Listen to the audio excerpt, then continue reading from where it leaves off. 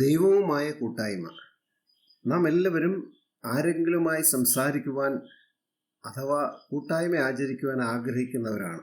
പ്രത്യേകിച്ചും പ്രധാന വ്യക്തികൾ, ആരെങ്കിലും പ്രധാന വ്യക്തികളുമായി പ്രത്യേകിച്ച് പ്രധാനമന്ത്രിയോ പ്രസിഡന്റോ അഥവാ സ്ഥലത്തെ വലിയ വലിയ വളരെ പ്രസിദ്ധരായ വ്യക്തികളോടോ ഒക്കെ നാം രാജാക്കന്മാരോടോ ഒക്കെ നാം കൂട്ടായ്മ ആചരിക്കുവാനും സംസാരിക്കുവാനും നാം ആഗ്രഹിക്കുന്നു. ഇപ്രകാരമുള്ള പ്രമുഖരായ വ്യക്തികളോടൊക്കെയും സമ്പർക്കം പുലർത്തുവാനും സംസാരിക്കുവാനും നാം ആഗ്രഹിക്കുന്നു. എന്നാൽ ലോകത്തിലെ ഏറ്റവും പ്രമുഖനായ വ്യക്തി എന്ന് പറയുന്നത് ദൈവമാണ്. ദൈവവുമായി സംസാരിക്കുവാൻ തക്കവണ്ണം നാം ആഗ്രഹിക്കണം. മനുഷ്യരുമായി സംസാരിക്കുവാൻ നാം ആഗ്രഹിക്കുന്നത് പോലെ ദൈവവുമായി സംസാരിക്കുവാനും സമ്പർക്കം പുലർത്തുവാനും തക്കവണ്ണം നാം ആഗ്രഹിക്കണം. നമ്മുടെ ജീവിതത്തിലെ ഏറ്റവും ഉന്നതമായ വിഷയം ഇതാണ്. ഈ സന്ദേശത്തിൽ എപ്രകാരം നമുക്ക് ദൈവവുമായി കൂട്ടായ്മ ആചരിക്കാം എന്നുള്ളതിനെക്കുറിച്ച് നമുക്ക് ചിന്തിക്കാം. ഇപ്രകാരം കൂട്ടായ്മ ആചരിക്കുന്നതിനായി നമുക്ക് 3 ഭാഗങ്ങളുണ്ട്. അവ മനസാക്ഷി, അന്തർജ്ഞാനം, കൂട്ടായ്മ. 2 കൊരിന്ത്യർ 2:13 എൻ്റെ സഹോദരനായ തീത്തോസിനെ കാണാഞ്ഞിട്ട് മനസ്സിൽ സ്വസ്ഥതയില്ലായകയാൽ ഞാൻ അവരോട് യാത്ര പറഞ്ഞ് മക്കെദോന്യക്ക് പുറപ്പെട്ടു. ഇത് മനസാക്ഷിയെ സൂചിപ്പിക്കുന്നു. മർക്കോസിന്റെ സുവിശേഷം 2-ാം അധ്യായം 8-ാം വാക്യം, ഇങ്ങനെ അവർ ഉള്ളിൽ ചിന്തിക്കുന്നത് യേശു ഉടനെ മനസ്സിൽ ഗ്രഹിച്ച അവരോട്, നിങ്ങൾ ഹൃദയത്തിൽ ഇങ്ങനെ ചിന്തിക്കുന്നത് എന്ത്? ഇത് അന്തർജ്ഞാനത്തെ കാണിക്കുന്നു. യോഹന്നാൻ 4:23 സത്യനമസ്കാരികൾ പിതാവിനെ ആത്മാവിലും സത്യത്തിലും നമസ്കരിക്കുന്ന നാഴിക വരുന്നു.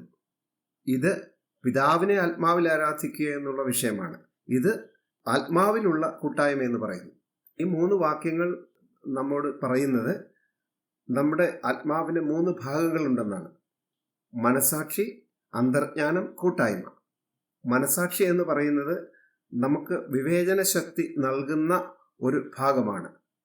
റോമർ 9:2 എനിക്ക് വലിയ ദുഃഖവും ഹൃദയത്തിൽ ഇടപെടാതെ നോവും ഉണ്ട് എന്ന് എൻ്റെ മനസാക്ഷി എനിക്ക് പരിശുദ്ധാത്മാവിൽ സാക്ഷിയായിരിക്കുന്നു.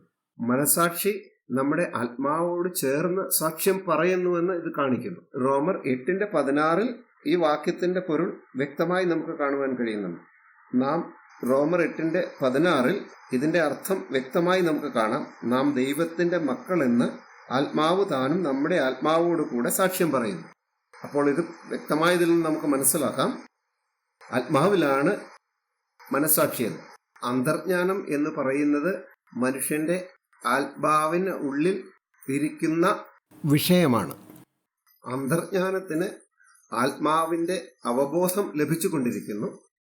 കൊലോസ്യർ 1:8 അവൻ നിങ്ങൾക്ക് വേണ്ടി ക്രിസ്തുവിന്റെ വിശ്വസ്ത ശുശ്രൂഷകനും നിങ്ങൾക്ക് ആത്മാവിനാലുള്ള സ്നേഹം ഞങ്ങളോട് അറിയിച്ചവനുമാകുന്നു. ഇത് അന്തർജ്ഞാനം ആത്മാവിലാണെന്ന് നമ്മെ മനസ്സിലാക്കി തരുന്നു. കൂട്ടായ്മയിലൂടെയാണ് നാം ദൈവവുമായി സംസാരിക്കുന്നതും സംഭാഷണം നടത്തുന്നതും കൂട്ടായ്മ ആചരിക്കുന്നതും. 1 കൊരിന്ത്യർ 14:15 ആകയാൽ എന്ത്, ഞാൻ ആത്മാവ് കൊണ്ട് പ്രാർത്ഥിക്കും, ബുദ്ധി കൊണ്ടും പ്രാർത്ഥിക്കും, ആത്മാവ് കൊണ്ട് പാടും, ബുദ്ധി കൊണ്ടും പാടും. ആത്മാവിൽ പ്രാർത്ഥിക്കുന്നു എന്നിവിടെ പറയുന്നു. അപ്പോൾ അതുകൊണ്ട് കൂട്ടായ്മ ആത്മാവിലാണെന്ന് നമുക്ക് മനസ്സിലാക്കാം. ദൈവത്തിന്റെ മുൻപാകെ നമുക്ക് ഒരു കുറ്റമറ്റ മനസാക്ഷി ഉണ്ടെങ്കിൽ മാത്രമേ ധൈര്യമായി കടന്നു ചെല്ലുവാൻ കഴിയുള്ളൂ. അപ്പോസ്തലപ്രവൃത്തികൾ 24:16 അതുകൊണ്ട് എനിക്ക് ദൈവത്തോടും മനുഷ്യരോടും കുറ്റമില്ലാത്ത മനസാക്ഷി എല്ലായ്പ്പോഴും ഉണ്ടായിരിക്കാൻ ഞാൻ ശ്രമിക്കുന്നു.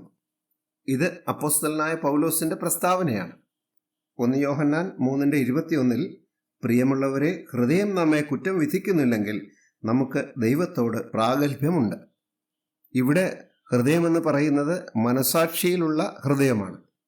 നാം ദൈവത്തിൻ്റെ അടുക്കിലേക്ക് ആത്മാവിൽ നാം കടന്നു വരുമ്പോൾ നമ്മുടെ പാപങ്ങളും നമ്മുടെ കുറവുകളും നമ്മുടെ അതിക്രമങ്ങളൊക്കെയും നമുക്ക് ബോധ്യപ്പെടുവാൻ തുടങ്ങും. സങ്കീർത്തനം 36:9 നിന്റെ പക്കൽ ജീവന്റെ ഉറവുണ്ടല്ലോ, നിന്റെ പ്രകാശത്തിൽ ഞങ്ങൾ പ്രകാശം കാണുന്നു. 2 കൊരിന്ത്യർ 4:6 ഇരുട്ടിൽ നിന്നും വെളിച്ചം പ്രകാശിക്കണമെന്ന് അരുളി ചെയ്ത ദൈവം യേശുക്രിസ്തുവിന്റെ മുഖത്തിലുള്ള ദൈവതേജസ്സിന്റെ പരിജ്ഞാനം വിളങ്ങേണ്ടതിന് നിങ്ങളുടെ ഹൃദയങ്ങളിൽ പ്രകാശിച്ചിരിക്കുന്നു. എഫെസ്യർ 5:13 അവയെ ശാസിക്കുമ്പോഴോ സകലത്തെയും കുറിച്ച് വെളിച്ചത്താൽ ബോധം വരും. ബോധം വരുന്നതെല്ലാം വെളിച്ചം പോലെ തെളിവല്ലോ. അപ്പോൾ എപ്പോഴെല്ലാം നമ്മുടെ കുറവുകളെയും കുറ്റങ്ങളെയും പാപങ്ങളെയും കുറിച്ചുള്ള ബോധം നമുക്ക് വരുമ്പോൾ അപ്പോൾ തന്നെ നാം അനുതപിക്കേണ്ട ആവശ്യമുണ്ട്. നമുക്ക് നമ്മുടെ മനസാക്ഷി ശുദ്ധീകരിക്കപ്പെടും. പ്രകാരം നാം അനുതപിച്ച് കഴിയുമ്പോൾ നമ്മുടെ മനസാക്ഷി ശുദ്ധമുള്ളതായി തീരും, അഥവാ ശുദ്ധീകരിക്കപ്പെടും. അപ്പോൾ കുറ്റമറ്റതായ ഒരു മനസാക്ഷി നമുക്ക് ഉണ്ടാകുവാനിട വരും. 1 യോഹന്നാൻ 1:9 നാം ഇങ്ങനെ കാണുന്നു: നമ്മുടെ പാപങ്ങളെ ഏറ്റുപറയുന്നുവെങ്കിൽ അവൻ നമ്മോട് പാപങ്ങളെ ക്ഷമിച്ച് സകല അനീതിയും പോക്കി നമ്മെ ശുദ്ധീകരിപ്പാൻ തക്കവണ്ണം വിശ്വസ്തനും നീതിമാനുമാകുന്നു. എബ്രായർ 9:14 തന്നെത്താൻ നിഷ്കളങ്കനായി അർപ്പിച്ച ക്രിസ്തുവിന്റെ രക്തം ജീവനുള്ള ദൈവത്തെ ആരാധിപ്പാൻ നിങ്ങളുടെ മനസാക്ഷിയെ നിർജീവ പ്രവൃത്തികളെ പോക്കി എത്ര അധികം ശുദ്ധീകരിക്കും. കർത്താവായ യേശുക്രിസ്തുവിന്റെ രക്തം നമ്മെ ശുദ്ധീകരിക്കുന്നു. നമുക്ക് ഒരു കുറ്റമറ്റ മനസാക്ഷി ഉണ്ടാകുവാനിടവരും. ഇത് അടിസ്ഥാനപരമായി വളരെ പ്രാധാന്യമർഹിക്കുന്ന ഒരു വിഷയമാണ്. ദൈവവുമായിട്ടുള്ള കൂട്ടായ്മയ്ക്കായി ഇത് വളരെ പ്രാധാന്യമർഹിക്കുന്നു എന്ന് തന്നെ പറയാം. ദൈവവുമായിട്ടുള്ള കൂട്ടായ്മയ്ക്കായി ഇത് വളരെയധികം പ്രാധാന്യം അർഹിക്കുന്നുണ്ടെന്ന് തന്നെ നമുക്ക് പറയുവാൻ കഴിയും.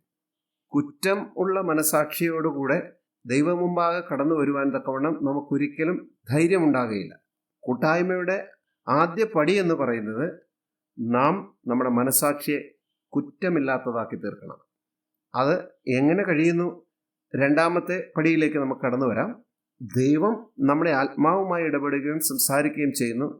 പ്രത്യേകിച്ചും നമ്മുടെ അന്തർജ്ഞാനത്തിലൂടെ, ആത്മാവിലുള്ള അന്തർജ്ഞാനത്തിലൂടെ നാം ദൈവത്തിൻ്റെ സംസാരം സ്വീകരിക്കേണ്ടിയിരിക്കുന്നു.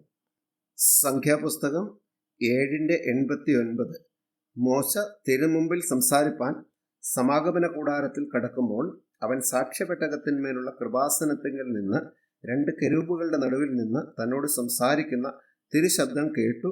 അങ്ങനെ അവൻ അവനോട് സംസാരിച്ചു. മോശ ദൈവസംസാരം കേട്ടത് പ്രായശ്ചിത്ത മൂടിയുടെ സമീപത്ത് വെച്ചായിരുന്നു. അവിടെയാണ് മോശയോട് ദൈവം സംസാരിച്ചത്. ഈ പ്രായശ്ചിത്ത മൂടി എന്ന് പറയുന്നത് പെട്ടകത്തെ മൂടിയിരുന്ന ഒരു ശീലയായിരുന്നു. അവിടെയാണ് ദൈവം മോശയുമായി സംസാരിക്കുവാൻ തക്കവണ്ണം കടന്നു വന്നത്. 2 കൊരിന്ത്യർ 13:3 ക്രിസ്തു എന്നിൽ സംസാരിക്കുന്നു എന്നതിന് നിങ്ങൾ തുമ്പ് അന്വേഷിക്കുന്നുവല്ലോ. അവൻ നിങ്ങളെ സംബന്ധിച്ച് ബലഹീനനല്ല, നിങ്ങളിൽ ശക്തൻ തന്നെ. ഇത് ആത്മാവ് നമ്മിൽ സംസാരിക്കുന്നതിനെ കാണിക്കുന്നു. നമ്മുടെ അന്തർജ്ഞാനം ദൈവം നമ്മോട് ചിലത് സംസാരിക്കുന്നതിനെ നമുക്കറിയുവാൻ കഴിയുന്നു. അത് നമ്മുടെ ആത്മാവിൽ നാം പ്രവേശിക്കുമ്പോഴാണ് അത് സംഭവിക്കുന്നത്. നമുക്ക് ചില അവബോധം നമ്മുടെ അന്തർജ്ഞാനത്തിൽ ലഭിക്കുന്നതാണ് ദൈവം നമ്മോട് സംസാരിക്കുന്നത്. 1 യോഹന്നാൻ 2:20 നിങ്ങളോ പരിശുദ്ധനാൽ അഭിഷേകം പ്രാപിച്ച് സകലവും അറിയുന്നു. അപ്പോൾ അഭിഷേകം നമ്മുടെ ആത്മാവിൽ വസിക്കുന്നു. ആ അഭിഷേകത്തെ നമ്മൾ ആദരിക്കുമ്പോൾ, നമ്മൾ അതിനെ അനുസരിക്കുമ്പോൾ ദൈവം നമ്മോട് സംസാരിക്കുവാൻ തുടങ്ങും. അങ്ങനെ ദൈവം നമ്മുടെ അന്തർജ്ഞാനത്തിന് അവബോധം കൊടുക്കുകയും അങ്ങനെ ദൈവസംസാരം നമുക്ക് കേൾക്കുവാൻ കഴിയുകയും ചെയ്യും. നമ്മുടെ മനസ്സ് നമുക്ക് ലഭിച്ചിരിക്കുന്ന ആ അന്തർജ്ഞാനത്തിലെ സംസാരം എന്തെന്ന് നമുക്ക് പരിഭാഷപ്പെടുത്തി തരികയും അങ്ങനെ നാം ദൈവത്തിൻ്റെ സംസാരം നമ്മോട് എന്താണ് എന്നുള്ളത് തിരിച്ചറിയുകയും ചെയ്യും. നമ്മുടെ അന്തർജ്ഞാനത്തിന് ദൈവത്തിന് സംസാരം ലഭിക്കുന്നു. ഒടുവിൽ നമുക്ക് ദൈവത്തിന് സംസാരം ലഭിക്കുന്നു. അപ്പോസ്തലപ്രവൃത്തി 8:29 ആത്മാവ് ഫിലിപ്പോസിനോട് നീ അടുത്തു ചെന്ന് തേരിനോട് ചേർന്ന് നടക്ക എന്ന് പറഞ്ഞു. യോഹന്നാൻ 8:55 എങ്കിലും നിങ്ങൾ അവനെ അറിയുന്നില്ല, ഞാനോ അവനെ അറിയുന്നു.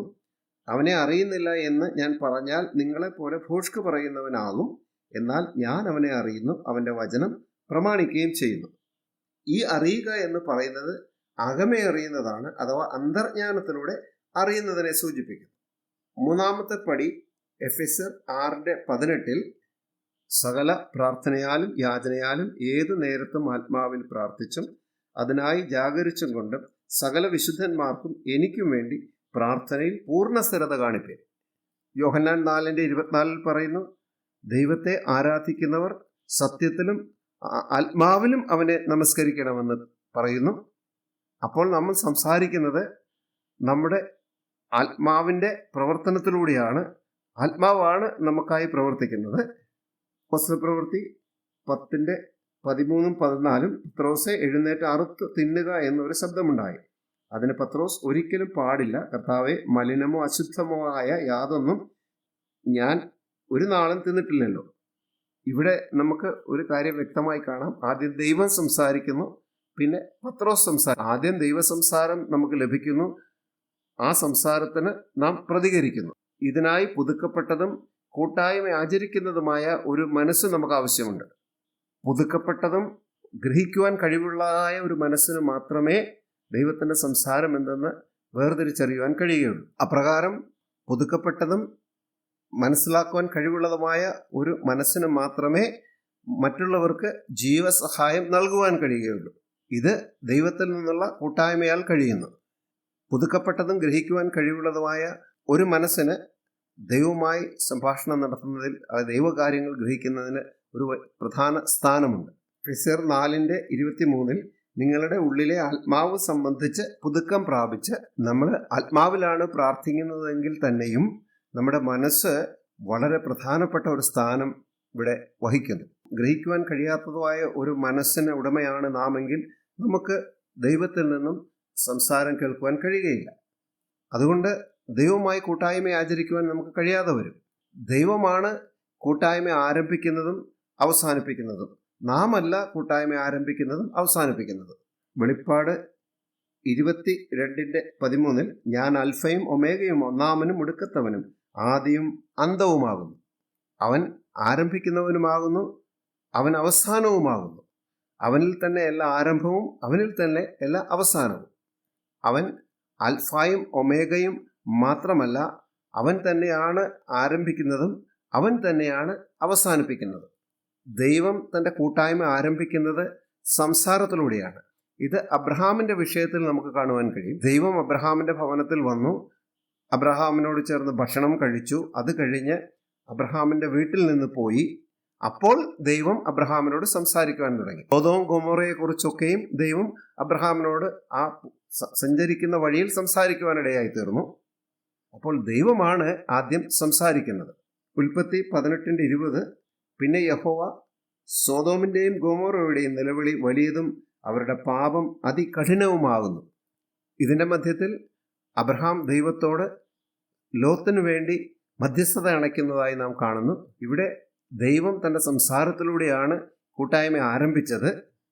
ഉൽപ്പത്തി 18 അവസാന വാക്യം 33 യഹോവ അബ്രഹാമിനോട് അരുളി ചെയ്ത് തീർന്നതിന് ശേഷം അവിടെ നിന്ന് പോയി അബ്രഹാമും തൻ്റെ സ്ഥലത്തേക്ക് മടങ്ങിപ്പോയി. ദൈവം പറഞ്ഞു, 10 നീതിമാന്മാർ അവിടെ ഉണ്ടെങ്കിൽ ആ പട്ടണത്തെ ഞാൻ നശിപ്പിക്കുകയില്ല. ദൈവം ആ 10 പേരുടെ കാര്യം അവിടെ കൂട്ടായ്മയിൽ പറയുവാനിടയായിരുന്നു. യഹോവ അബ്രഹാമിനോട് സംസാരിച്ചതിന് ശേഷം അവിടെ നിന്ന് പോയി എന്ന് കാണുന്നു. അബ്രഹാം തൻ്റെ സ്ഥലത്തേക്ക് മടങ്ങിപ്പോയി. ദൈവം കൂട്ടായ്മ ആരംഭിച്ചു, ദൈവം കൂട്ടായ്മ അവസാനിപ്പിക്കുന്നു. നല്ല കൂട്ടായ്മ ആരംഭിക്കുന്നത് അത് ദൈവമാണ്. ആത്മാവിലുള്ള കൂട്ടായ്മ ദൈവം ആരംഭിക്കുന്നു, ആ കൂട്ടായ്മ ദൈവം അവസാനിപ്പിക്കുന്നു. നമുക്ക് നമ്മുടെ ആത്മാവിലേക്ക് പ്രവേശിച്ച് ദൈവം സംസാരിക്കുന്നതിനായി കാത്തിരിക്കേണ്ടതുണ്ട്. ദൈവം സംസാരിക്കുന്നതിന് മുൻപ് നാം സംസാരിക്കരുത്. ദൈവം സംസാരിക്കുമ്പോൾ നാം അതിനെ അനുധാവനം ചെയ്യുക. അതിലൂടെയാണ് ദൈവത്തിൻ്റെ കൂട്ടായ്മ നമുക്ക് നിവർത്തിച്ചെടുക്കുവാനായിട്ട് കഴിയുന്നത്. ദൈവം സംസാരിക്കുമ്പോൾ നമുക്ക് സംസാരിക്കാം, ദൈവം നിർത്തുമ്പോൾ നാം നിർത്തണം. ഇപ്രകാരമാണ് നാം കൂട്ടായ്മ ചെയ്യേണ്ടത്. ദൈവവുമായി കൂട്ടായ്മ ആചരിക്കണമെങ്കിൽ 3 പ്രധാനപ്പെട്ട പടികളുണ്ട്. ആദ്യത്തെ പടി കുറ്റമറ്റതായ ഒരു മനസ്സാക്ഷി നമുക്കുണ്ടാകണം. രണ്ടാമത്തെ പടി ദൈവത്തിൻ്റെ സംസാരം നാം സ്വീകരിക്കണം. മൂന്നാമത്തെ പടി നാം ദൈവത്തോട് സംസാരിക്കണം. ഇപ്രകാരമാണ് ദൈവവുമായി കൂട്ടായ്മ ആചരിക്കുന്നതിനുള്ള മാർഗം. ഇതൊരു വലിയ വിഷയമാണ്. പ്രപഞ്ചത്തിലെ ഏറ്റവും വലിയ വ്യക്തിയോട് സംസാരിക്കുക എന്ന് പറയുന്നത് ഒരു വലിയ കാര്യം തന്നെയാണ്. നമുക്ക് കർത്താവ് അന്തർജ്ഞാനവും കൂട്ടായ്മയും മനസാക്ഷിയും നൽകി തന്നതിനെ ഓർത്ത് ദൈവത്തെ സ്തുതിക്കാം. ഇത് മുഖാന്തരം ദൈവവുമായി കൂട്ടായ്മ ചെയ്യുവാൻ തക്കവണ്ണം കർത്താവ് നമ്മെ സഹായിക്കട്ടെ.